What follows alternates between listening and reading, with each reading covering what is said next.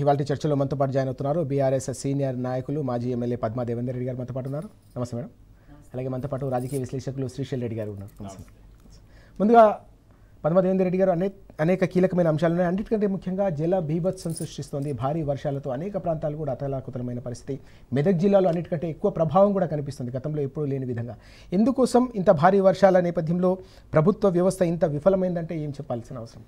అంటే ప్రణాళికలు లేకపోవడం. అంటే ముందుగా వాతావరణ శాఖ హెచ్చరికలు జారీ చేసినప్పటికీ కూడా నిర్లక్ష్య వైఖరి. ఆ నిర్లక్ష్యంతో ఏమైందంటే ముందుగా ప్రణాళికలు లేవు, రివ్యూస్ లేవు, ఆలోచన లేదు. వర్షం వస్తే ఏం చేయాలనేది ప్రభుత్వం దగ్గర ఎటువంటి అది లేకపోవడం వల్ల చాలా ఇబ్బందికరమైన పరిస్థితులు వస్తున్నాయి.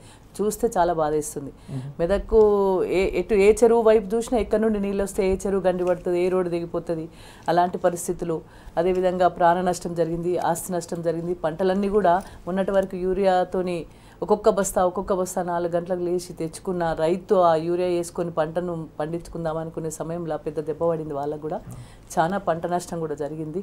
అదేవిధంగా రోడ్ల వ్యవస్థ దెబ్బతినే, తాగడానికి మంచినీళ్ళు కూడా అందించలేని పరిస్థితి. అంటే చాలా గ్రామాలకు రహదారులు కట్ అవడం వల్ల, రాకపోకలు బంద్ అవడం వల్ల వాళ్ళకు మంచినీళ్ళ వ్యవస్థ కూడా దెబ్బతినడం వల్ల చాలా ఇబ్బందికరమైన పరిస్థితులు వచ్చినాయి. వర్షపు నీళ్ళు పట్టుకొని తాగే పరిస్థితి కూడా ఉన్నది. కరెంట్ లేకపోవడం, ఫోన్లు కూడా ఛార్జ్ లేకపోవడం వల్ల వాళ్ళకి ఏ కష్టం వచ్చిందో తెలియకపోవడం. ఇంకోటి ప్రభుత్వం కూడా ఇట్లాంటి విపత్తు జరిగినప్పుడు ముందుగా అలర్ట్ అయ్యి ముఖ్యమంత్రి స్థాయిలో సమీక్షలు జరగాలి, మంత్రుల స్థాయిలో సమీక్షలు జరగాలి, అధికారులు ఫీల్డ్లో ఉండాలి, ప్రజాప్రతినిధులు ఎవరైతే ఆ నియోజకవర్గానికి సంబంధించిన నాయకులు ఫీల్డ్లో ఉండాలి. ఉండి ఎప్పటికప్పుడు వాళ్ళ యొక్క సమస్యలు తెరుచుకుంటూ ఇక్కడ ఇటువంటి విపత్తు వస్తుంది, ఇటువంటి ఇబ్బంది ఉన్నది, ఇట్లా వీళ్ళని కాంటాక్ట్ చేయండి అనేది ఒక టోల్ ఫ్రీ నెంబర్. ఒక ఫస్ట్ ఏదైనా హెల్ప్ లైన్ అంటాం, ఫస్ట్ ఏదైనా మన గౌరవ కేసీఆర్ గారు ఉన్నప్పుడు కూడా ఫస్ట్ చేసేదంటే ఒక నెంబర్, హెల్ప్ లైన్ నెంబర్, మీకు ఏ ఇబ్బంది ఉన్నా ఈ నెంబర్కి ఫోన్ చేయండి అనేది ఫస్ట్ వచ్చే కాల్కి చేయాలనేది ఉంటుండే. అసలు ఆ రోజు వినాయక చవితి రోజు అంత విపత్తు జరుగుతుంటే కనీసం ఎవరిని సంప్రదించాలి, మా చెరువు దిగింది, మేము ఎవరిని సంప్రదించాలి అనేది కూడా, చెరువు దిగి రోడ్ కట్ అయిపోయింది, మేము పోలేకపోతున్నాం, ఎవరికి ఫోన్ చేయాలి? మళ్ళీ మాకే ఫోన్ చేస్తే మేము పోయి ఆ ఫీల్డ్ మీద ఉండి అంత ఇట్లా జరుగుతుందని చెప్పి అధికారుల దృష్టి తీసుకుపోవడం, ఇలాంటివి జరిగినాయి తప్ప ప్రభుత్వము వర్షం పడుతుంది దానికి ప్రణాళిక లేనిది, ముందుగా ఇట్లాంటి విపత్తు వస్తే మనం ఏం చేయాలి అనేది అసలు సమీక్షలు లేవు, ఏం లేవండి. ఆ ముఖ్యమంత్రి గారు ఏదో మూసీ నది మీద సమీక్షలు పెట్టుకున్నాడు కానీ మరి వరదలు వచ్చినాయి, మా కామారెడ్డి జిల్లా, మెదక్ జిల్లా అతలాకుతలం అవుతుంది, దీన్ని మేము మాట్లాడలేదు. మేమందరం ఫీల్డ్లో తిరిగి అప్పుడు టీ న్యూస్ వాళ్ళు అక్కడ ఉండిరండి, టీ న్యూస్ వాళ్ళ ద్వారా 2 పోల్ మీద ఎక్కిండ్రు, వాళ్ళని కాపాడుకోవాలి, ఆ పోల్ మీదనే ఉన్నారు, ఆ పోల్ కొంచెం బెండ్ అయినా వాళ్ళు పడిపోతారు, చాపరు పంపించండి, హెలికాప్టర్ ద్వారా వాళ్ళని రక్షించుకోవచ్చు. గతంలో కేసీఆర్ గారు టేకులగడ్డల ఏదైతే ఏడుపాయలో ఇరుకుతే వాళ్ళందరినీ కూడా 12 మందిని మనము హెలికాప్టర్ ద్వారా తీసుకొచ్చుకొని రక్షించుకోగలిగినాం. ఇప్పుడు మీరు కూడా అది చేయమని చెప్పినామండి, కానీ ఆ 2 ప్రాణాలు అయితే గాల్లో కలిసిపోయినాయి. నిన్న వెళ్ళి చూడండి, చాలా ఇబ్బందికరమైన పరిస్థితి కూడా వచ్చింది. అంటే ఒకవేళ సమయానికి గనక అధికారులు సమీక్షించి, మంత్రులు సమీక్షించి అక్కడ అందుబాటులోకి ఒక హెలికాప్టర్ని ఇట్లా పంపించుంటే వాళ్ళ ప్రాణాలను మనం రక్షించుకునే వాళ్ళం. చూస్తూ వాళ్ళందరూ కూడా నీళ్ళలో పడిపోవడం కూడా, అక్కడ ఉన్న 10 మంది బ్రిడ్జ్ మీద ఇరికిపోయిన 10 మంది వాళ్ళని చూస్తుంటే వాళ్ళు చనిపోవడం జరిగింది. ఆ 10 మందిని కూడా రెస్క్యూ టీం పోయి కాపాడలేదండి, గ్రామస్తులు కాపాడుకోగలిగినారు, ఒక తాడు వేసి ఆ 10 మంది బయట తీసుకొచ్చుకోగలిగినారు. అంటే తొందరగా స్పందిస్తే ఇంత ఇప్పుడు విపత్తుని మనం ఎవరు ఆపలేమండి, అది ప్రకృతి వైపరీత్యము, వర్షం వచ్చింది. కానీ ప్రభుత్వం తన చేతిలో ఉన్న ఈ అధికార యంత్రాంగంతో కావచ్చు, ఉన్న దాంతో వాళ్ళని ఏంటంటే కొంచెం ఆ విపత్తు నుండి, ప్రమాదం నుండి రక్షించుకునే అవకాశం ఉండే, కానీ దానిలో ప్రభుత్వం చాలా విఫలమైంది. మరి వాళ్ళ నిర్లక్ష్య వైఖరే కారణం. అంటే మీరు కూడా క్షేత్రస్థాయిలో పర్యటించారు, ప్రజలతో కూడా మాట్లాడారు. వాస్తవానికి హెలికాప్టర్లు మనం చూస్తున్నాం, మంత్రులు షేర్ ఆటోలుగా వాడుకుంటున్నారు, విమర్శలు కూడా వస్తున్నాయి. ఇలాంటి విపత్తుకరమైన పరిస్థితిలో ఏకంగా ప్రజాప్రతినిధులు ఫోన్ చేసినప్పటికీ కూడా కనీసం స్పందించకపోవడాన్ని ఎట్లా అర్థం చేసుకోవాలి? క్షేత్రస్థాయిలో ప్రజలు దీనిపై ఏమంటున్నారు? నాకు కూడా చాలా ఆశ్చర్యం అనిపించింది. ఎందుకంటే ప్రాణం కంటే ఇంకా మించిందైతే ఏం లేదు. ఆస్తి నష్టం జరుగుతుంది, ఆస్తి నష్టంలో మనం ఏమన్నా ఆపద సమయం ఆదుకోగలుగుతాం కావచ్చు, కానీ ప్రాణ నష్టం జరుగుతుందన్నప్పుడు మాత్రం తప్పకుండా హెలికాప్టర్లు పంపించాల్సింది. వాళ్ళు ఇంత చిన్న దగ్గర హైదరాబాద్ నగరానికి కూసంత దూరంలో ఉన్న వాటికి శంకుస్థాపనలకు, ఫంక్షన్లకు, లేకపోతే రాజకీయాల కోసం మీరు హెలికాప్టర్లు వాడుతున్నారు. ప్రాణాలను రక్షించుకోవడానికి హెలికాప్టర్లు ఇవ్వరా అంటే నేను మాజీ మంత్రి గారికి ఫోన్ చేసి హరీష్ రావు గారికి ఫోన్ చేసి సార్ ఇక్కడ ప్రాణాపాయ స్థితిలో ఉన్నారు, ఏం చేద్దాం సార్, మనం ఏం చేయలేని పరిస్థితి ఉన్నదంటే నేను సిఎస్ గారితో మాట్లాడతాను. అప్పుడే సిఎస్ గారితో మాట్లాడాను. నేను మంత్రి దామోదర్ రాజ నరసింహ గారు కూడా ప్రయత్నం చేసిన, వాళ్ళ పిఏ లైన్లోకి వచ్చారు, ఇట్లా ఇబ్బంది ఉన్నదంటే చెప్పడం జరిగింది. టీ న్యూస్ వాళ్ళు అప్పుడు దరిదాపులో ఉంటే వాళ్ళ ద్వారా రిక్వెస్ట్ చేసినాం, ఇట్లా వాళ్ళిద్దరు ఇబ్బందికరమైన పరిస్థితుల్లో దయచేసి వాళ్ళని ఆదుకోండి అని. కానీ అక్కడ రెస్క్యూ టీం వచ్చింది కానీ ఎన్డీఆర్ఎఫ్ వాళ్ళు వచ్చింది కానీ దగ్గరికి వెళ్ళలేకపోయినారు, అప్పటికి వాళ్ళు స్లిప్ అయినారు. మరి అలాంటి పరిస్థితి ఉన్నప్పుడు 6 గంటలు ఒక 4-5 గంటలు పోల్ను పట్టుకొని ఉన్నారు వాళ్ళు. అప్పుడు కనుక హెలికాప్టర్ వస్తుంటే వాళ్ళ ప్రాణాలను రక్షించుకోగలిగేమో అని కొంచెం అనిపించింది. అయినా ఈ ప్రభుత్వ నిర్లక్ష్య వైఖరికి మాత్రం అవి నిదర్శనాలు. ఒక అతని డెడ్ బాడీ దొరికింది, ఇప్పటికి ఇంకో డెడ్ బాడీ దొరకలే, అది ఇంకా వెతుకుతూనే ఉన్నారు. మేము కలెక్టర్ గారితో మాట్లాడి రెస్క్యూ టీంని పంపించి వెతికించండి అని కూడా చెప్పడం జరిగింది. ఇంకా అంటే శ్రీశైలంలో టన్నల్లో పడిపోయిన వాళ్ళ డెడ్ బాడీ దొరకలేదు, వీళ్ళని పట్టించుకుంటారని నేనేం అనుకోవట్లేదు. కానీ అలాంటి బాధాకరమైన సంఘటనలు అయితే చాలా జరిగినాయి. ఒక ట్రాక్టర్, ఒక లక్ష్య అని ఒక నాయకుది ట్రాక్టర్ కూడా కొట్టుకుపోయే పరిస్థితి వచ్చింది. వాళ్ళు కంప్లైంట్ ఇవ్వడం అంటే ఇంత పెద్ద ట్రాక్టర్ కొట్టుకుపోయేంత వరదలు వచ్చినప్పుడు మరి ప్రభుత్వం అయితే చాలా నిర్లక్ష్య వైఖరి, కార్లు కొట్టుకపోవడం, మనుషులు కొట్టుకపోవడం, పశువులు అయితే 30-40 పశువులు అక్కడికక్కడనే కొట్టు. ఒక దూప్ సింగ్ తాండా పరిస్థితి ఏంటంటే మనం అప్పుడు దానికి బ్రిడ్జ్ లేకపోతే, ఆ తాండా కనెక్షన్ లేకపోతే గౌరవ కేసీఆర్ గారు 3 కోట్ల రూపాయలు మంజూరు చేయించి 1 కోటి రూపాయల వర్క్ కూడా అయిపోయింది. అంతలోపల మన ప్రభుత్వం పోయింది, దాన్ని కంటిన్యూ చేయలేదు. కనీసం ఆ వర్క్ కంటిన్యూ చేస్తే ఈ రోజు దూప్ సింగ్ తాండాకు ఆ పరిస్థితి రాకపోయేది. ఇప్పుడు మొత్తంలో మన ప్రజలందరి కనెక్షనే తెగిపోయి ఆ దూప్ సింగ్ తాండా దగ్గర వాటర్ ఎక్కువ రావడం వల్ల అంటే ఆ స్ప్రెడ్ కావడం వల్ల తాండాలకు కూడా నీళ్ళు వెళ్ళిపోయే పరిస్థితి, వాళ్ళు ఇల్లు ఎక్కి కూర్చున్నారు. కామారెడ్డి పరిస్థితి అదే, మెదక్ పరిస్థితి అదే.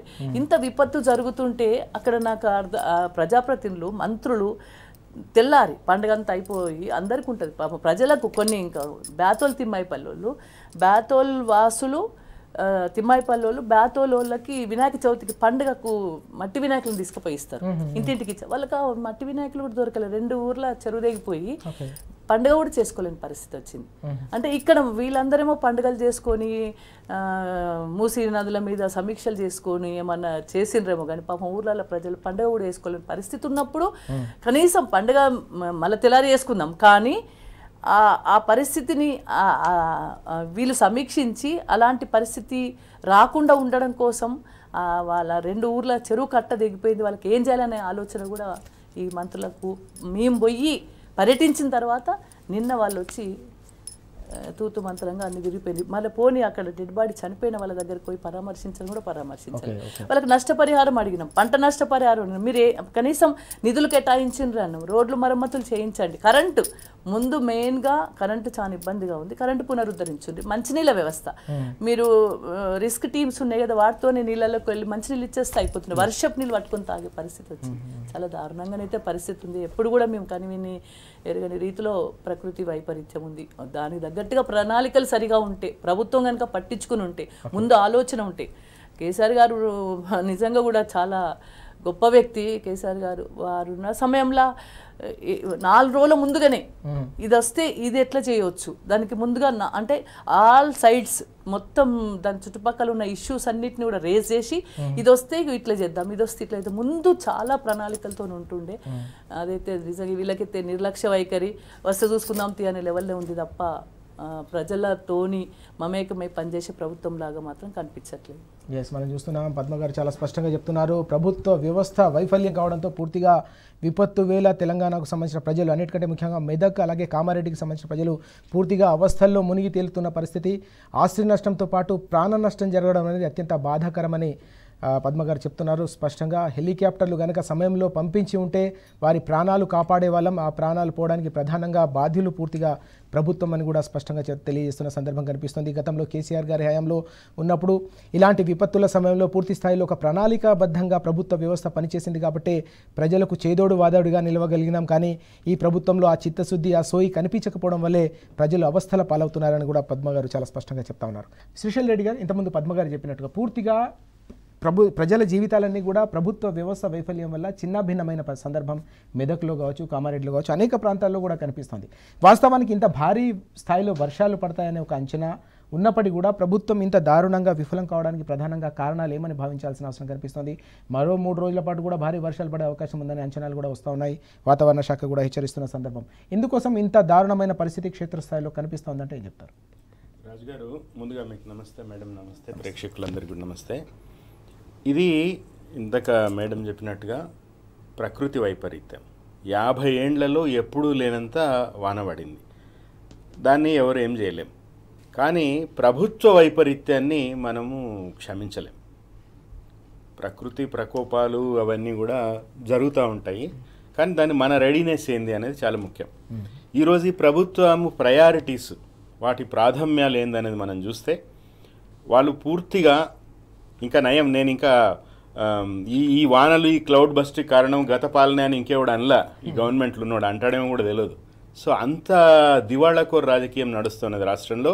ఈరోజు వాళ్ళ ప్రయారిటీలు ఒకటి మూసి సుందరీకరణ, అందాల పోటీలు, తర్వాత ఇప్పుడు బీహార్లో ఎలక్షన్స్.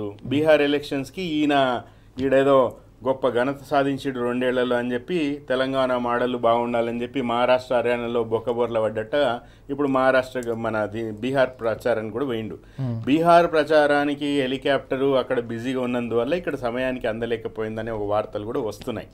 హెలికాప్టర్లు ఈరోజు కాంగ్రెస్ పార్టీలో కాంగ్రెస్ ముఖ్యమంత్రి కానీ ప్రధాన శాఖలు నిర్వహిస్తున్న మంత్రులు కానీ ఎమ్మెల్యేలు కానీ చివరికి కార్యకర్తలు కానీ ఎంత బాధ్యతారహిత్యంగా ఉన్నారంటే ఈరోజు తమ నాయకునికి మంత్రి పదవి ఇవ్వాలని సెల్ టవర్ ఎక్కే కాంగ్రెస్ కార్యకర్తలు ఈరోజు మీ జిల్లాలో మీ ప్రాంతంలో ఈ వర్ష బీభత్సానికి వరద బీభత్సానికి ప్రాణాలు పోతున్న వాళ్ళని రక్షించండి అని ఇప్పుడు ఎక్కండి సెల్ టవర్లు. మీరు రాజగోపాల్ రెడ్డి లాంటి వాళ్ళు పొద్దున్న లేస్తే మంత్రి పదవి గురించి ఆ రోజు హామీ ఇస్తామన్నారు, ఈరోజు ఇస్తలేరని ప్రతిరోజు ప్రెస్ మీట్ పెట్టే రాజగోపాల్ రెడ్డి మీరు ఇస్తానన్న హామీలు నెరవేర్చకపోవడం వల్ల, మీకు ముందు చూపు లేకపోవడం వల్ల, మీ ప్రభుత్వానికి చిత్తశుద్ధి లేకపోవడం వల్ల ఈరోజు ప్రజలు ఇంత ఘోర అన్యాయానికి గురవుతున్నారని రాజగోపాల్ రెడ్డి గారు ఇప్పుడు మాట్లాడండి. మీరు ప్రజల సమస్యల మీద మాట్లాడండి. మీరు ఆవు చేన్ల మేస్తే దూడ గట్టు మీద మేస్తుంది అన్నట్టుగా ముఖ్యమంత్రి గారి ప్రయారిటీస్ అట్లా ఉన్నాయి, కాంగ్రెస్ పార్టీ ప్రయారిటీలు అట్లా ఉన్నాయి. దేశమంతా ప్రజాస్వామ్య రక్షణ చేస్తున్న రాహుల్ గాంధీ ఈడ రాజ్యాంగ విలువలు సుదర్శన్ రెడ్డి గారిని ఉపరాష్ట్రపతిగా నిలబెట్టి రాజ్యాంగాన్ని రక్షిస్తామని అంటున్నారు కదా. మరి ఇక్కడ ప్రజల యొక్క మాన ప్రాణ ధన ఆస్తి నష్టాలకి ఎవరు బాధ్యత వహిస్తారు? ఈరోజు హెలికాప్టర్ హుజూరాబాద్ పోనీకే హెలికాప్టర్ వాడతారు. 100 కిలోమీటర్లు తన కాన్స్టిట్యున్సీకి పోవడానికి హెలికాప్టర్ వాడే ఉత్తమ్ కుమార్ రెడ్డి మాట్లాడాలి ఇప్పుడు. ఎందుకు మీరు సహాయ చర్యలు లేరు? ఎందుకు నిన్న 2 చనిపోవాల్సి వచ్చింది సరైన సహాయం టైంకి అందక? ఎందుకు ఇందాక మేడం చెప్పినట్టుగా ఎస్ఎల్బీసీలో 6 శవాలు ఇంకా బయటికి రాలేదు? సో ప్రధానంగా ఏంటంటే రాజుగారు, ఒక ముందు చూపు లేకపోవడం, ప్రజల పట్ల బాధ్యత లేకపోవడం, ప్రేమ లేకపోవడం, ఒక అవగాహన లేకపోవడం, ఇట్లాంటివి అనుకోని విపత్తులు సంభవించినప్పుడు దీన్ని ఏం చేయాలని కూర్చుని మాట్లాడి సమీక్షలు చేసి అందరినీ రంగంలోకి దించి వాళ్ళకి టార్గెట్లు ఇచ్చి, ఇందాక మేడం చెప్పారు కేసీఆర్ గారు గవర్నమెంట్లో ఎట్లా చేస్తుండే. గవర్నమెంట్ వదిలేయండి, ఈరోజు మీడియాలో చూడండి నిన్న కేసీఆర్ ఏం చేసిరు. వీళ్ళందరూ అంటారు కదా ఫామ్ హౌస్లో వండుకుంటాడని, నిన్న ఏం చేసిన రోజు మీడియాలో చూడండి. అందరికీ ఫోన్లు, పార్టీ శ్రేణులకి కేటీఆర్కి ఆదేశాలు, మీ ఎక్కడికక్కడ అధికారులతో మాట్లాడి మీరు రిజల్యూషన్ చేయండి, నాయకులందరూ క్షేత్రస్థాయిలో ఉండండి. నిన్న హరీష్ రావు గారు చీఫ్ సెక్రటరీతో మాట్లాడారు, మేడం దామోదర్ రాజనరసింహ గారితో మాట్లాడడానికి ప్రయత్నం చేశారు. ఇప్పుడు నిజంగా వీళ్ళేమో ప్రతిపక్షంలో ఉన్న ప్రభుత్వంలాగా ఉన్నారు బీఆర్ఎస్ వాళ్ళు. రేవంత్ రెడ్డి ఏమో ప్రభుత్వంలో ఉన్న ప్రతిపక్షంలాగా ఉన్నాడు, చేతులు ఎత్తేయడం ప్రతిదానికి.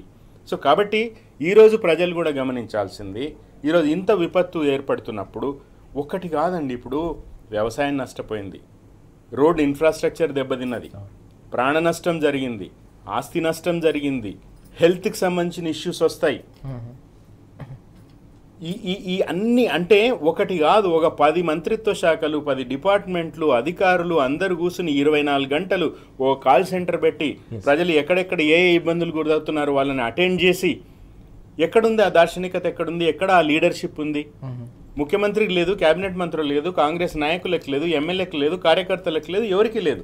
సో ఈరోజు ఈ రాష్ట్రాన్ని కంప్లీట్గా ఒక ఖేయాస్లోకి విసిరేసి తాము మాత్రం ఎన్నికలు, బీహార్ ఎన్నికలు లేదా ఉపరాష్ట్రపతి ఎన్నికలు, ఓట్ చోరీ, ఏ పని తీసుకున్నా, ఏ నినాదం తీసుకున్నా సగం సగం మనసుతో వీళ్ళు పనిచేయడం వల్ల కాంగ్రెస్ పార్టీ ఇప్పుడు కాదు, మొత్తం స్వాతంత్ర కాలం నుంచి కూడా కాంగ్రెస్ పార్టీ అదే చేస్తూ ఈరోజు కేసీఆర్ గారి గవర్నమెంట్లో జరిగిన సారు గవర్నమెంట్ పోయిన తర్వాత కేసీఆర్ గారు చాలా స్పష్టంగా టీవీ ఇంటర్వ్యూలో చెప్పారు, ఇప్పటికైనా కూడా రేవంత్ రెడ్డి గారు మీకు మంచి అవకాశం వచ్చింది, చిన్న వయసులో మంచి బాధ్యత వచ్చింది, మీరు పని చేయండి, మేము సహకరిస్తాం.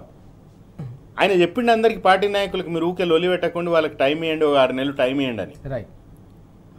అట్లా కేసీఆర్ గారు ఈరోజు కూడా చేత కాకపోతే రేవంత్ రెడ్డి ప్రభుత్వం దిగిపోయి ఇంకోని మరి కాంగ్రెస్ పార్టీ ఎన్నుకుంటుందా, లేదా ప్రజలే కూల్చేస్తారా? రేపు రాబోయే ఉప ఎన్నికల్లో 11 అసెంబ్లీ ఎన్నికల్లో, రాబోయే స్థానిక సంస్థల ఎన్నికల్లో ప్రజలు ఏం చేస్తారు? ఇప్పుడు ప్రజలు ఆలోచించాల్సిన అవసరం ఉన్నది.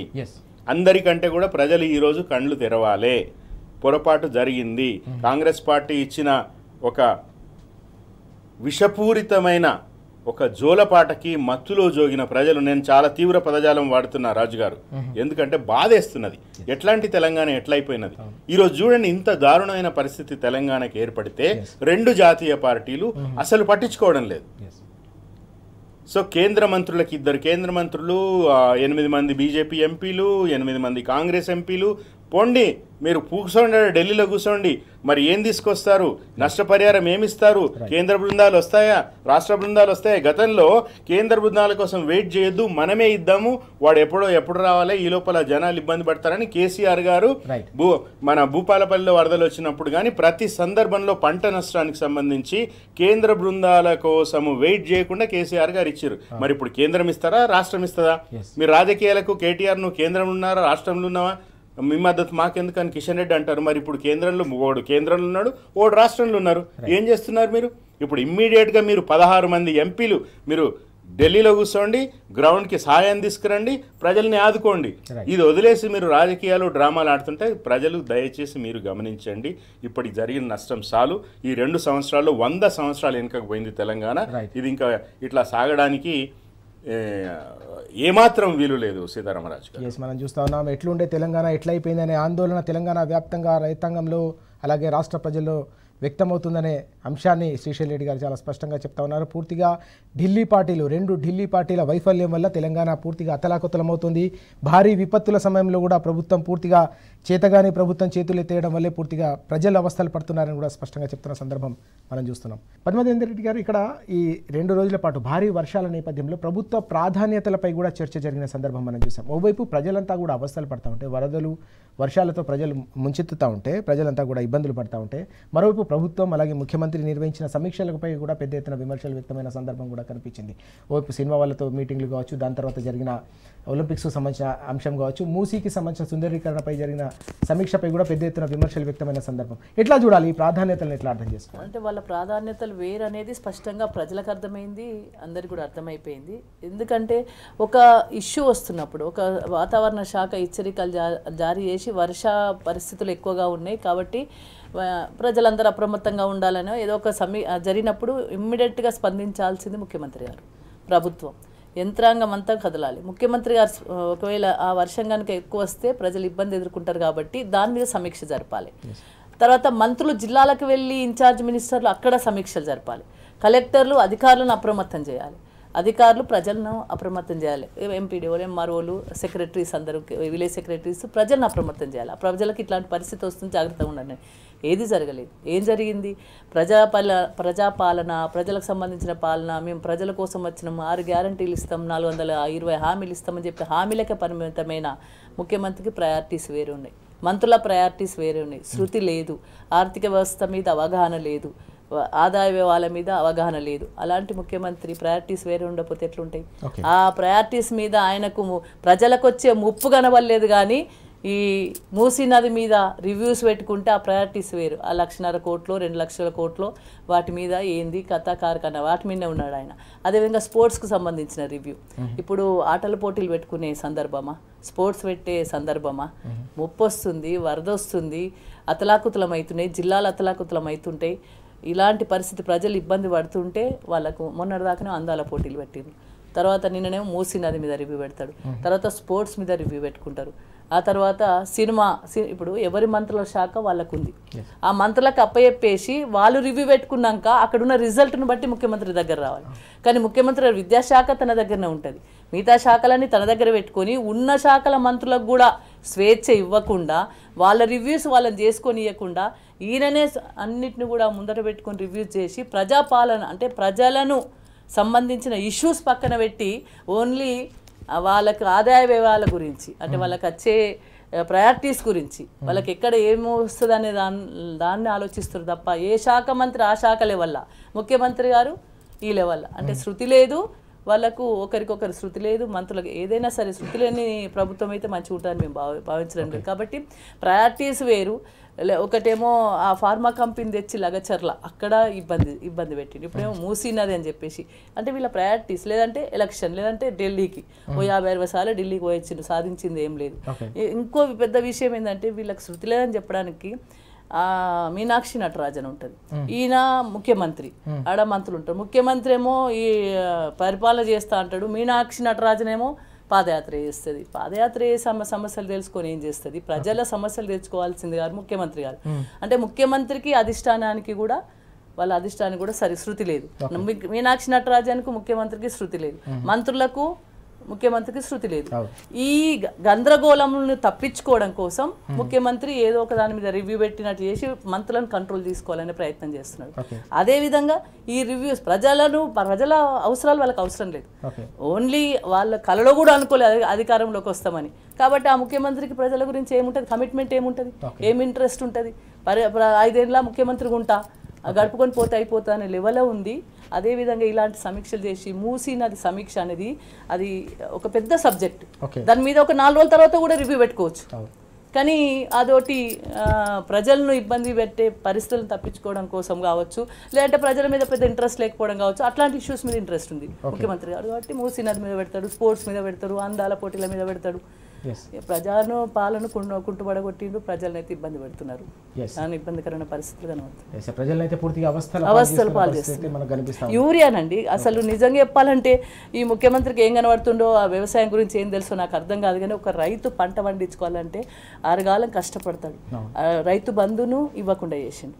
రైతుకు భరోసా లేదు, రైతు కళ్ళలో నీళ్ళు కనబడుతున్నాయి. ఇవాళ రైతు గుండె వలిగింది. ఇవాళ కేసీఆర్ ఉన్నప్పుడు రైతుకు 24 గంటల కరెంట్ ఇచ్చి, రైతు బంధు ఇచ్చి, భరోసా ఇచ్చి, బీమా ఇచ్చి, నీళ్ళు ఇచ్చి, పంట వండిచ్చి, పైసలు ఇచ్చి, పంట కొని వాళ్ళ ఖాతాలో పైసలు వేసి రైతును రాజును చేయాలని చెప్పి చాలా 100% ప్రయత్నం చేసి రైతుల గుండెల్లో సంతోషం నింపింది. కానీ ఆ గోదావరి వాళ్ళ కాళ్ళు వాళ్ళ పాదాలు గోదావరి జలాలతో కడిగింది. కానీ వీళ్ళు చేసేది ఏంటంటే రైతు గుండె కోత నడుస్తుంది, రైతుకు భరోసా లేదు, రైతు దయనీయమైన పరిస్థితులు ఉన్నాడు. ఇవాళ యూరియా కోసం ఒక బస్తా కోసం 4 గంటలకు వచ్చి చెప్పులు పెట్టుకొని లైన్లు కట్టి క్యూ కట్టి లాఠీ ఛార్జీలు దీని పోలీసుల పహారాలు ఒక బస్సు దొరికితే తీసుకుపోయి పంటలకు వేసుకునే పరిస్థితి. ఆ పంటలు ఈరోజు వీళ్ళ నిర్లక్ష్యం వల్ల, కాంగ్రెస్ పాలన నిర్లక్ష్యం వల్ల, ప్రభుత్వ నిర్లక్ష్యం వల్ల ఇవాళ పంటలన్నీ కూడా నేలమట్టం అయిపోయినాయి. ఇసుక మేట్లు పెట్టినాయి. ఆ ఇసుక మేటు తీయడానికే రైతుకు సంవత్సరం అంతా పట్టే పరిస్థితి ఇప్పుడు ఆడ కనబడుతుంది. కానీ చూసిన వాళ్ళు లేరు, పట్టించుకున్న లేరు, పంట నష్టం అంచనా లేదు.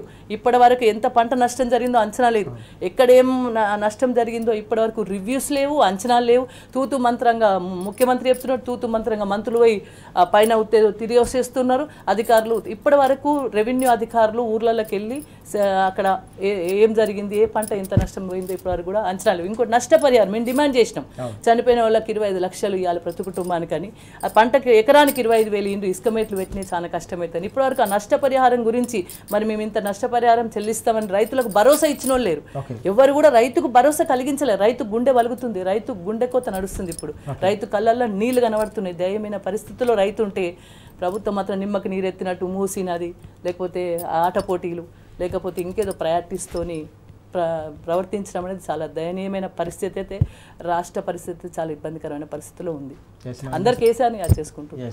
మనం చూస్తున్నాం క్షేత్రస్థాయిలో ప్రతి ఒక్కరు కూడా కేసీఆర్ గారిని గుర్తు చేసుకుంటున్న సందర్భం కనిపిస్తుంది అని పద్మ గారు చాలా స్పష్టంగా చెప్తా ఉన్నారు. కేసీఆర్ గారి సారథ్యంలో రైతుకు రక్షణ బలంగా ఒక సంక్షేమ పథకాల సమాహారం కొనసాగింది కాబట్టి రైతు రాజుగా బతికిండు. ఈరోజు తెలంగాణ రైతుల గుండెలు పగిలినాయి కాబట్టి పూర్తి స్థాయిలో పూర్తి స్థాయిలో ఆవేదన వ్యక్తమవుతోంది. అన్ని రకాలుగా కూడా ప్రభుత్వం వైఫల్యం చెందింది కాబట్టి ఈరోజు వ్యవసాయం అంతా కూడా సంక్షోభంలో ఒక కన్నీటి సేద్యంగా మారిందని కూడా పద్మ గారు ఆవేదన వ్యక్తం చేస్తున్న సందర్భం మనం చూస్తూ ఉన్నాం. శ్రీశైల్ రెడ్డి గారు, ఇక్కడ వాస్తవానికి ప్రతిదానికి కూడా ఒక సమయం, ఒక సందర్భం ఉంటుంది. ఇప్పుడు పూర్తి స్థాయిలో ఒక విపత్తి ముంచెత్తుతున్న సందర్భం, ఒక సంక్షోభం ముంచెత్తుతున్న సందర్భం కూడా కనిపిస్తుంది. ఇటీవల యూరియాకు సంబంధించిన సంక్షోభం కూడా. ఇలాంటి పరిస్థితుల్లో కూడా ప్రాధాన్యతలు ప్రభుత్వం ఆ దిశగా ప్రజలు ఏ కష్టాలు ఎదుర్కొంటున్నారు, ఏ కన్నీళ్ళలో ఉన్నారనేది దృష్టి సారించకుండా ఇతర అంశాలపై సమీక్షలు నిర్వహించడాన్ని ఎట్లా అర్థం చేసుకోవాలి? తెలంగాణ సమాజం దీన్ని ఏ కోణంలో చూసే అవకాశం ఉందంటారు? ఇప్పుడు ఒక దార్శనికుడైన నాయకునికి భవిష్యత్తు పట్ల ముందు చూపు ఉంటుంది. ఇప్పుడు రాష్ట్రం కోసము ఆ రోజు డిప్యూటీ స్పీకర్ పదవి వదిలేసేసి విద్యుత్ సంస్కరణలకు సంబంధించి తిరుగుబాటు చేసి పార్టీ పెట్టి 11 సంవత్సరాలు ఉద్యమం చేసి రాష్ట్రం తీసుకొచ్చి 10 సంవత్సరాలు రాష్ట్రాన్ని దేశంలోనే నంబర్ 1 చేసి ఇంకా రాబోయే రోజుల్లో తెలంగాణ చాలా బలంగా తయారు కావాలి అని అక్కడితో ఆగకుండా కేసీఆర్ గారు భారతదేశము 3వ బలమైన ఆర్థిక శక్తి కాదు, మొదటి స్థానంలోకి రావాలి అని ఆయన ఒక 100 ఏళ్ళు ముందు ఆలోచిస్తున్నారు. వ్యవస్థల్ని ప్రాపర్గా సెటప్ చేస్తే ఎవరున్నా లేకపోయినా కేసీఆర్ గారు పదే పదే అంటారు. మొన్న ప్రైవేట్ మీటింగ్లో కూడా గవర్నమెంట్లోకి వస్తాము, రాము, పదవి ఉంటుంది, పోతుంది, అది కాదు విషయం, మనం ఏం చేసినాము, జనాలకు ఏం చేసినాం అనేది 100 సంవత్సరాల ముందు చూపుతో కేసీఆర్ గారు ఆలోచిస్తారు. ఎందుకంటే ఆయనకు తెలుసు బీఆర్ఎస్ పార్టీ తర్వాత అధికారంలోకి రావచ్చు, తర్వాత ఇంకోరు రావచ్చు, తర్వాత మళ్ళీ బీఆర్ఎస్ రావచ్చు, కొత్త పార్టీలు రావచ్చు, ఏవైనా రావచ్చు, కానీ రాష్ట్రము ప్రజలు సంతోషంగా ఉండాలి, దేశం ముందుకు పోవాలి. కానీ రేవంత్ రెడ్డికి ఏముంటుంది ఆలోచన? చాలా చిన్న ఆలోచన ఉంటుంది ఆయనకి. ఆయన చాలా స్పష్టంగా చెప్పిండు, పదే పదే చెప్పిండు, నేను అందరినీ తొక్కుకుంటూ వచ్చినా, ముఖ్యమంత్రి అయినా, నువ్వు సీఎం అయినావు, ఆయన ఇన్ని రోజులకు కూడా కేసీఆర్ని అరెస్ట్ చేస్తలేవు ఎందుకని మా వాళ్ళు అడుగుతున్నారు అంటే ఆయన ప్రయారిటీస్ చూడండి. నేను ముఖ్యమంత్రి కావాలన్న జీవితంలో ఆయన పోయిందనుకో ఏమవుతుంది, మాజీ ముఖ్యమంత్రి అని టైటిల్ వస్తుంది. ఆయన జీవిత లక్ష్యం గంత చిన్న ఆలోచన అనేది, అంతకంటే మించి ఆయన ఆలోచించలేడు. సో కాబట్టి ఏంది, దీపం ఉండగానే ఇల్లు చక్కదిద్దుకోవాలి. కాబట్టి ఇప్పుడు పైసలు వచ్చే పనులు చేయాలి. కమిషన్ పాపం రేవంత్ రెడ్డికి ఉన్న కష్టాలు ఎవరికి లేవు. మీరు రాజుగారు ఇప్పుడు ఆయన సంపాదించుకోవాలి. ఆయనకి చుట్టూ ఆయనకు మంట పెడుతున్న 3-4 మంత్రులకు కూడా దాంట్లో వాటాలు ఇవ్వాలి, రాహుల్ గాంధీకి వాటాలు ఇవ్వాలి, నరేంద్ర మోడీ కోపం రాకుండా చూసుకోవాలి. ఇన్ని పనుల మధ్యలో ఆయన ఈ పైసలు వచ్చే పనులు చేయాలంటే ఒక 4th సిటీ అనాలి, ఒక మూసి సుందరీకరణ అనాలి, ఇంకో 29-30 కోట్లతో హైదరాబాద్లో బీచ్ కడతామనాలి, హైదరాబాద్కి సముద్రం తెస్తామనాలి, హైడ్రా పేరుతో కూల్చివేతలు కొన్ని కూల్చాలి, కొందరికి భయపెట్టాలి, కొన్ని కమిషన్లు దండుకోవాలి, ఆడ కోడంగల్ నియోజకవర్గంలో ఇంకొక ఇండస్ట్రియల్ కారిడార్ అనాలి. పైసలు కావాలి ఆయనకి. ఎందుకంటే ఇక ఈసారి ఆయన దిగిపోయిన తర్వాత ఆయన ఎప్పటికీ జన్మలో ఏమి కాడైనా కాంగ్రెస్ పార్టీ 20 ఏళ్లకు కానీ మళ్ళీ అధికారంలోకి వచ్చే అవకాశాలు దరిదాపుల్లో కూడా లేవు. సో కాబట్టి వాళ్ళ ప్రయారిటీలు పైసలు వచ్చే పనులు చేయాలి, కప్పాలు కట్టుకోవాలి, అంతే తప్ప పరిపాలన మీద 1 అనుభవం లేదు, 2 శ్రద్ధ లేదు, ప్రజల మీద ప్రేమ లేదు. భవిష్యత్తులో నేను 4 మంచి పనులు చేసి చరిత్రలో నిలిచిపోవాలనే ఆయనకు ఆశ కూడా లేదు.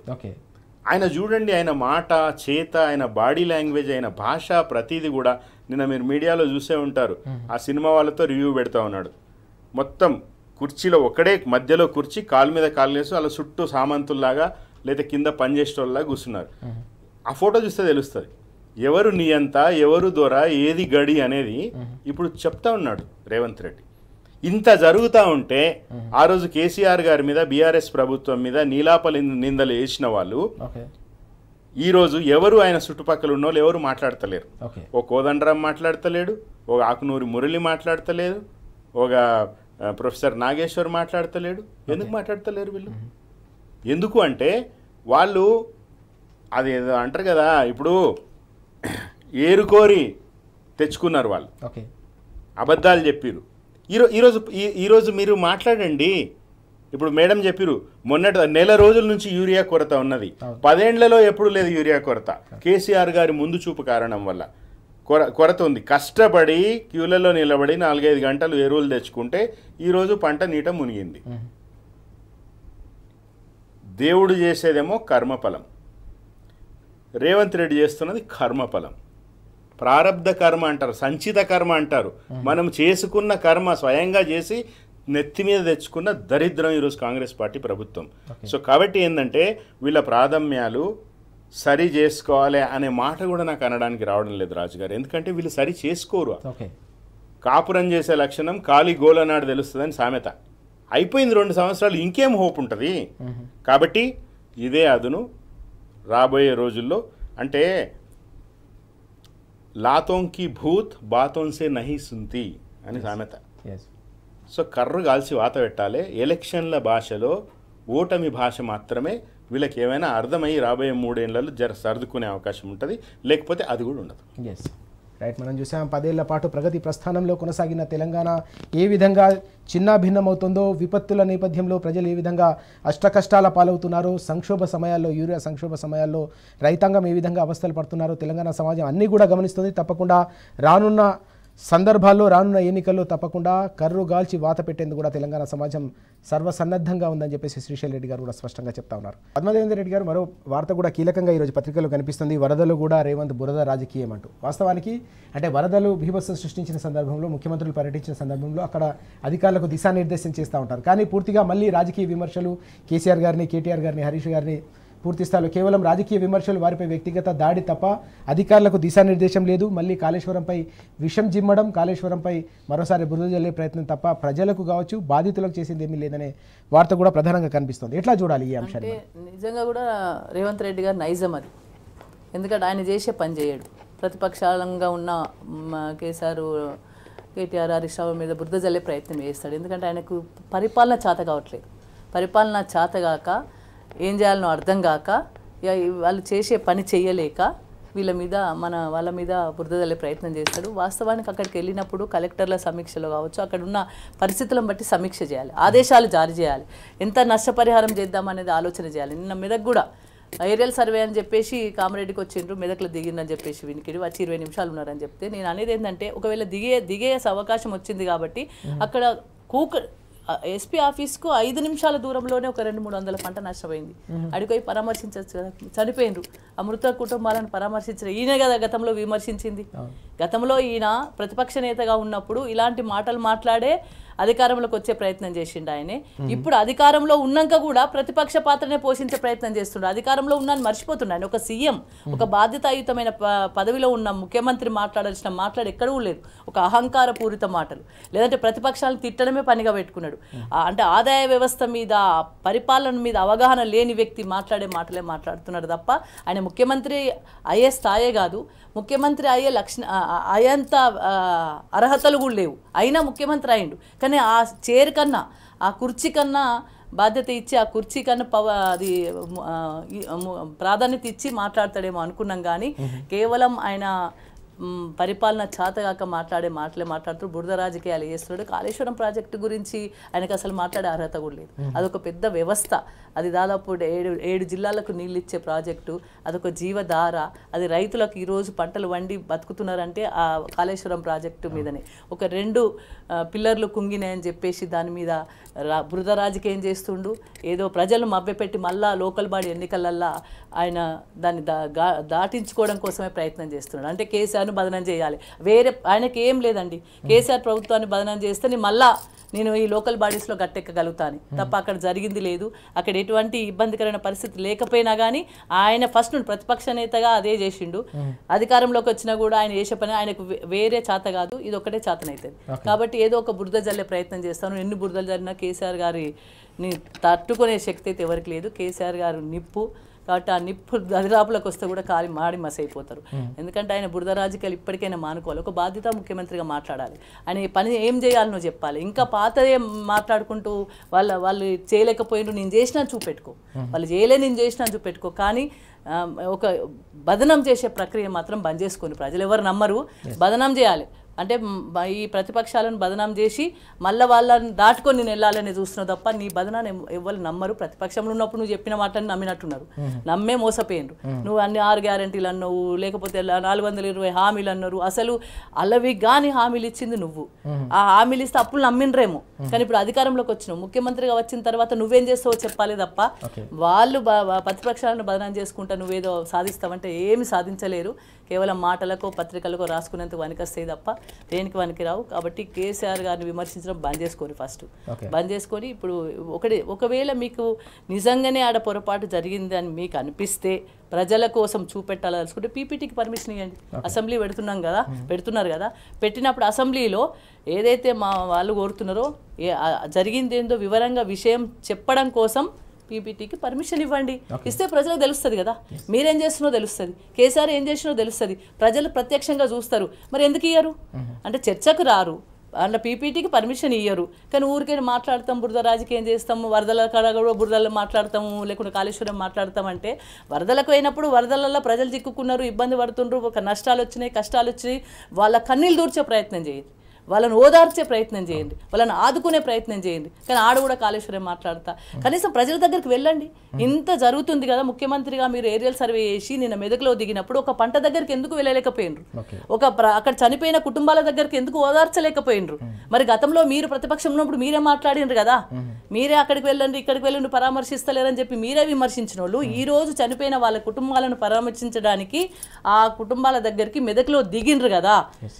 కేవలం మీ నాయకులతో ఫోటోలు దిగిన ఫోటో సెషన్ చేసుకున్నారు 20 నిమిషాలు అధికారులతో. ఇప్పుడు ఇక్కడ హైదరాబాద్లో కూర్చుండి కూడా సమీక్ష చేసింది గదే, ఎస్పీ ఆఫీస్లో కూర్చుండి సమీక్ష చేసింది గదే.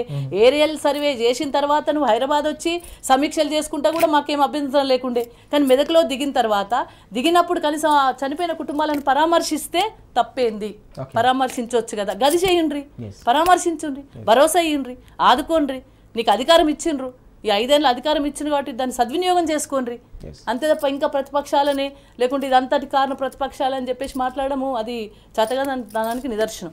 చాలా కీలకమైన అంశాలు ప్రస్తావిస్తా ఉన్నారు పద్మాదేవేందర్ రెడ్డి గారు. అన్నిటికంటే ముఖ్యంగా ముఖ్యమంత్రి ఇలాంటి విపత్తు సమయంలో క్షేత్రస్థాయిలో పర్యటించిన సందర్భంలో పూర్తి స్థాయిలో బాధితుల దగ్గరికి వెళ్ళాలి, రైతుల దగ్గరికి వెళ్ళాలి, మృతుల కుటుంబ సభ్యుల దగ్గరికి వెళ్ళి వారికి ఓదార్చి వారికి అండగా నిలవాల్సిన బాధ్యత ముఖ్యమంత్రిపై ఉంటుంది. కానీ అక్కడికి వెళ్ళిన సందర్భంలో కూడా పూర్తి స్థాయిలో విమర్శలు చేయడం, రాజకీయంగా బురద జల్లే ప్రయత్నం చేయడంపై తీవ్ర స్థాయిలో ఆగ్రహం వ్యక్తం చేస్తున్న సందర్భం కూడా మనం చూస్తూ ఉన్నాం. శైలేష్ రెడ్డి గారు, వాస్తవానికి ప్రతిపక్షంగా ఉన్నప్పుడు విమర్శలు చేయడం వేరు, అధికారంలో వచ్చిన తర్వాత మీ చేతిలో వ్యవస్థ ఉంటుంది, పూర్తి స్థాయిలో సహాయ సహకారాలు అందించేందుకు అధికారులకు దిశానిర్దేశం చేసే అధికారం మీకు ఉంటుంది. కానీ అక్కడికి పోయిన తర్వాత కూడా మళ్ళీ కాళేశ్వరం పైన, మళ్ళీ బీఆర్ఎస్ నాయకత్వం పైన విమర్శలు చేయడాన్ని ఎట్లా చూడాల్సిన అవసరం ఉంది? ఓవైపు అసెంబ్లీకి పూర్తిగా రంగం సిద్ధం చేస్తున్న నేపథ్యంలో అసెంబ్లీలో అవకాశం ఇవ్వండి, మేము కాళేశ్వరం ప్రాజెక్టుపై పీపీటీ ఇస్తామని చెప్పేసి కూడా స్పష్టంగా చెప్తున్న సందర్భం కూడా మనం చూస్తూ ఉన్నాం. అధికారం అంటే పవర్ అంటే పవర్ని ఎంజాయ్ చేయాలి అనే ఆలోచన వీళ్ళకి తప్ప అధికారం అంటే బాధ్యత.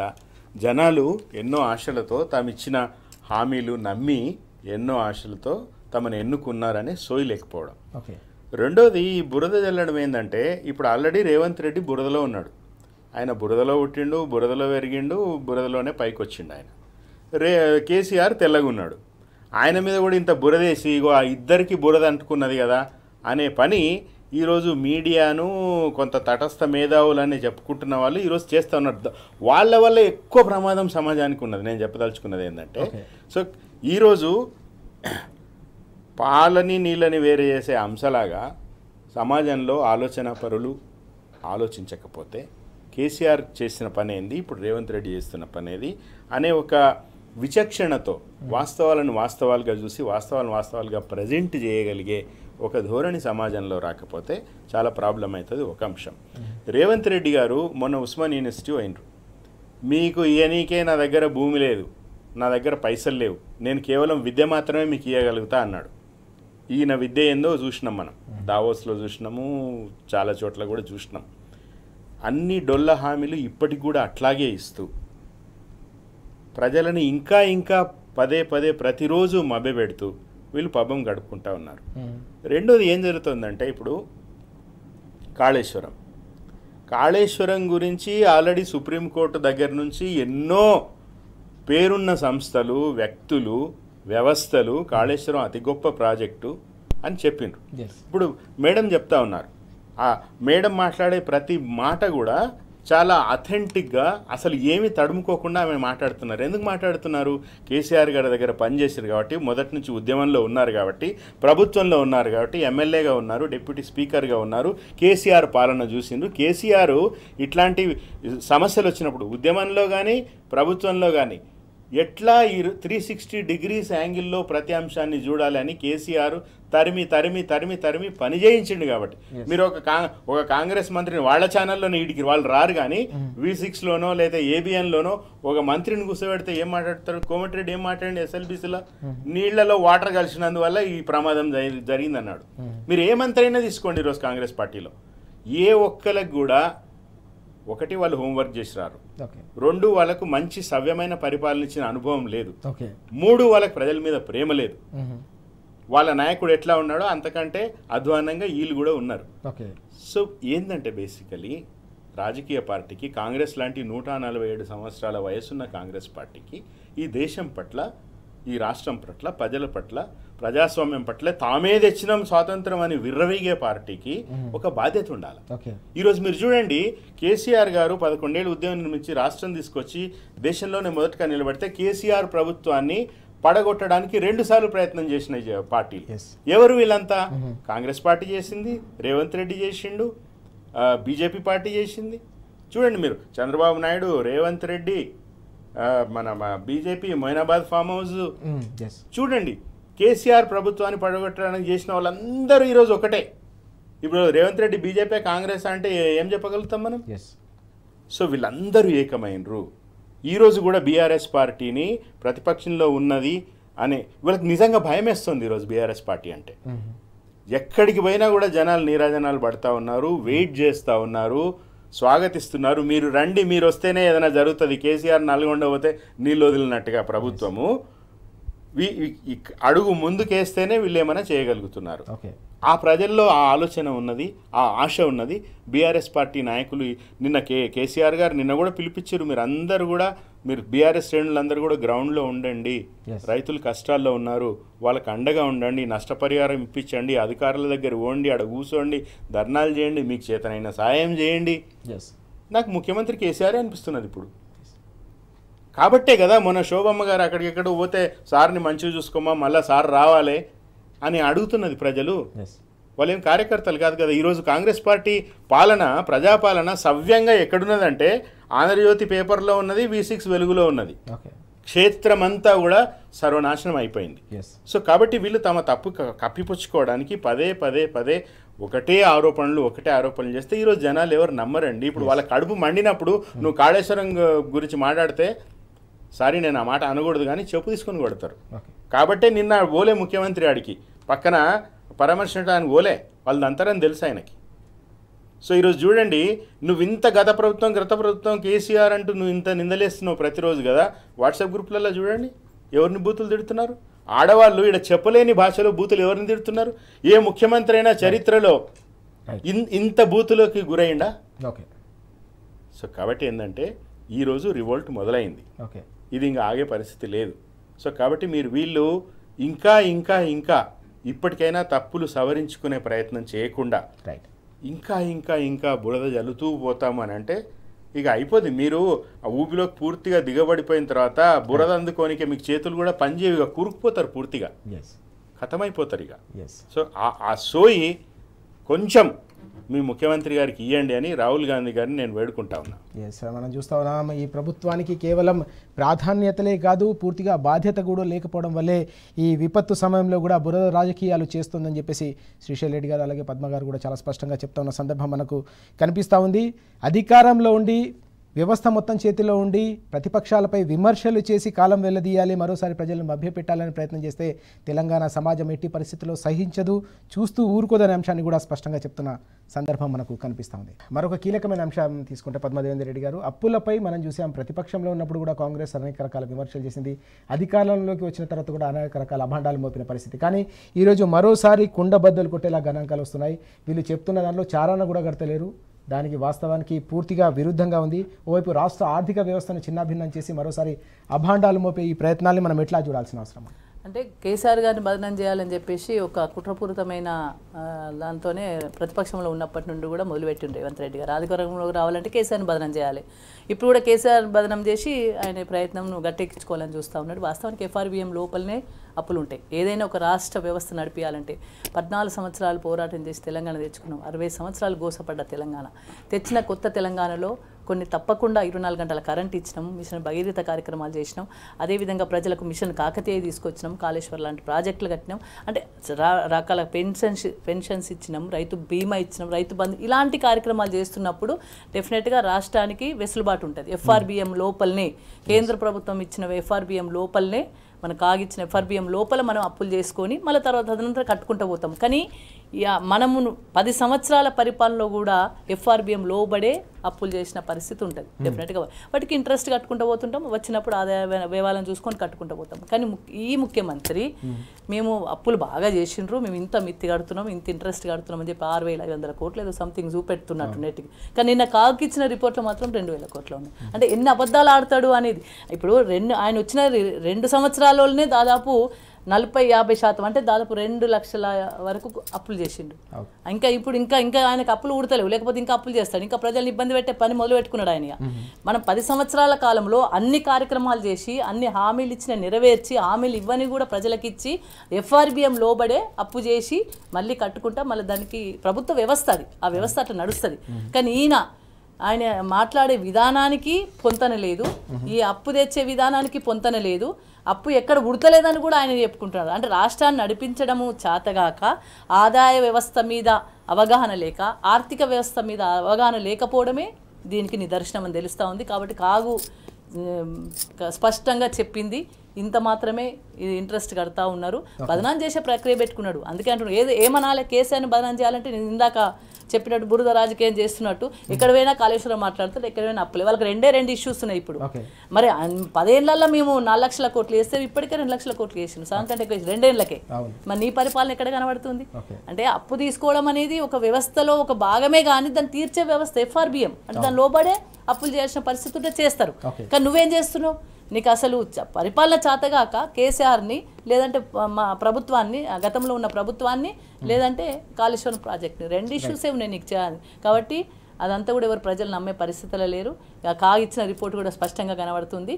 అంటే ఆయన అబద్ధాలు అసత్య ప్రచారాలు చేసి గట్టెక్కాలని చూసే ప్రభుత్వమే తప్ప ఎక్కడ కూడా ప్రజల్ని నిన్నడు కూడా ఆ ప్రజలకు రకరకాల పథకాల ద్వారా ఆ సొమ్మును అందించిండ్రు గౌరవ కేసీఆర్ గారు. అది కంట్రోల్లోనే, అంటే రాష్ట్ర వ్యవస్థకు, రాష్ట్ర ఆర్థిక వ్యవస్థ కంట్రోల్లోనే అప్పులు ఉండే విధంగానే కేసీఆర్ గారు చేసిండ్రు తప్ప ఎక్కడ కూడా ప్రజల్ని ఇబ్బంది పెట్టే విధంగా, రాష్ట్ర ప్రభుత్వం ఇబ్బంది పడే విధంగా ఎన్నడూ కూడా కేసీఆర్ చేయలేదు.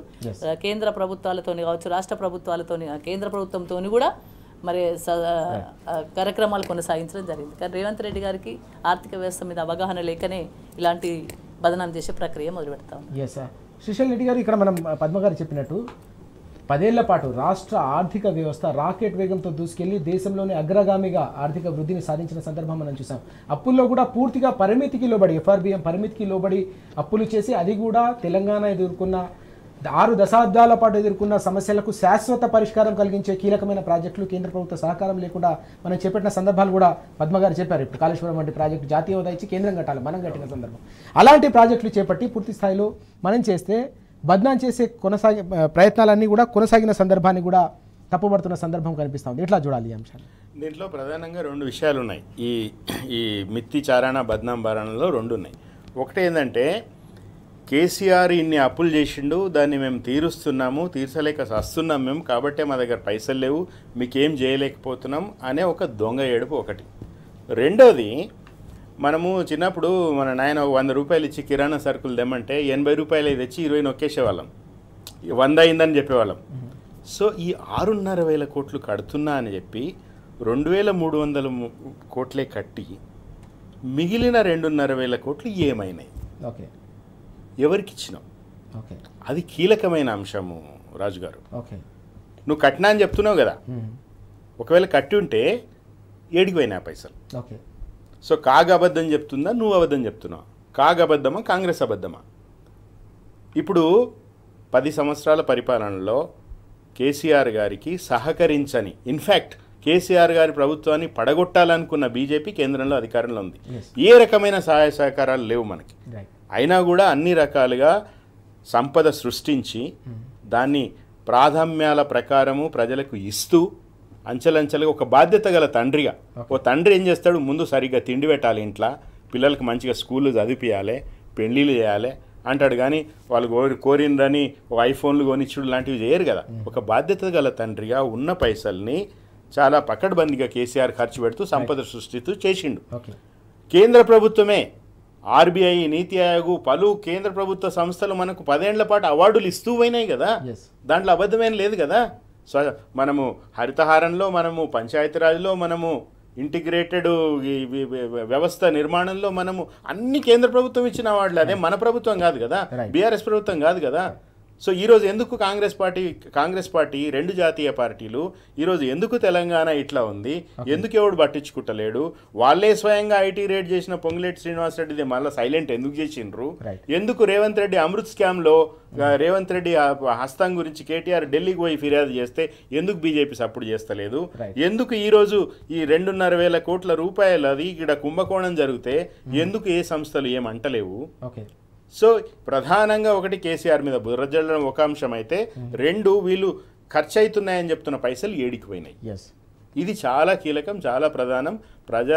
ప్రజల వీళ్ళేమి చేసేది లేదు, అయినా కూడా ప్రజలు తమ చెమటోడ్చి సృష్టించిన సంపదని దొడ్డిదారులు వీళ్ళు కాంగ్రెస్ వాళ్ళు పంచుకుంటున్నారు. అప్రమత్తంగా ఉండాలి, తస్మాత్ జాగ్రత్త అని తెలంగాణ సమాజాన్ని హెచ్చరిస్తా ఉన్నారు. మనం చూస్తూ ఉన్నాం, చాలా కీలకమైన అంశం ఇది. అప్పులకు కడుతున్న మిత్తిలు 2,300 కోట్లయితే 6,500 కోట్లు కడుతున్నట్టుగా చెప్తున్న నేపథ్యంలో, ప్రభుత్వం ముఖ్యమంత్రి చెప్తున్న నేపథ్యంలో మిగతా సొమ్ములు ఏమవుతున్నాయి, ఆ నిధులు, ఆ డబ్బులు ఎక్కడికి పోతున్నాయి? తెలంగాణ ప్రజల సొమ్ము, తెలంగాణ చెమటతో సంపాదించిన సొమ్ము ఏదైతే ఉందో, రాష్ట్ర సంపద ఏదైతే ఉందో, అది ఎటుపోతుందో కూడా తప్పకుండా ప్రజలకు వివరాలు తెలియాల్సిన అవసరం ఉందని శ్రీశైల్ రెడ్డి గారు చెప్తా ఉన్న పరిస్థితిని మనం చూస్తున్నాం. పద్మ గారు కూడా చాలా కీలకమైన అంశాలు ప్రస్తావించారు. ఆర్థిక వ్యవస్థను పూర్తిగా చిన్నాభిన్నం చేస్తూ ఉన్నారు, తెలంగాణ బతుకును ఛిద్రం చేస్తున్నారు. కాబట్టి తెలంగాణ సమాజం ప్రతి పరిణామాన్ని నిశ్చితంగా గమనిస్తుంది. తెలంగాణ బతుకును ఆగం చేస్తున్న వారికి తప్పకుండా రానున్న రోజుల్లో గుణపాఠం చెప్తారని కూడా స్పష్టంగా హెచ్చరిస్తున్న సందర్భం మనం చూస్తున్నాం. Thank you very much Padma గారు, అలాగే శ్రీశైల్ రెడ్డి గారు చర్చలో పాల్గొన్నారు. ఇది వాళ్ళ వార్తలు వాస్తవాలు. నమస్తే.